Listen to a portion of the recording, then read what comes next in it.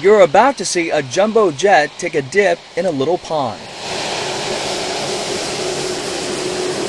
It's called a water spray test, one of the many requirements the new Boeing 747-8 freighter must plow through on the road to certification.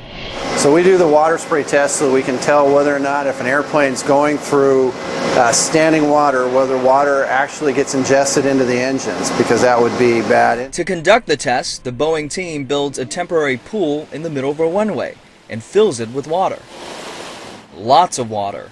Meanwhile, technicians paint sections of the airplane pink. And we painted from just behind. Nick Baker, one of the engineers who planned the test, explains the substance is pink dye mixed with a mild cleanser.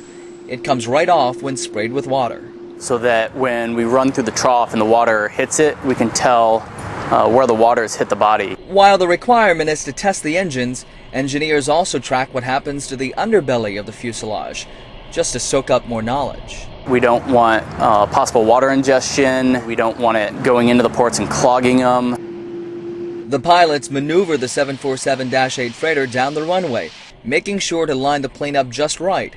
At about 30 knots, it's time for a big splash.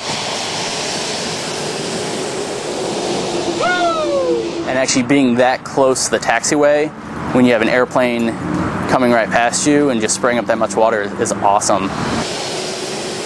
The test is repeated at 40 knots, and then faster still at 50 knots. We have to go through and demonstrate that in all these different circumstances that the aircraft is safe and flight-worthy. Consider a big spreadsheet, and we're just going through and checking off that the aircraft behaves as it's supposed to.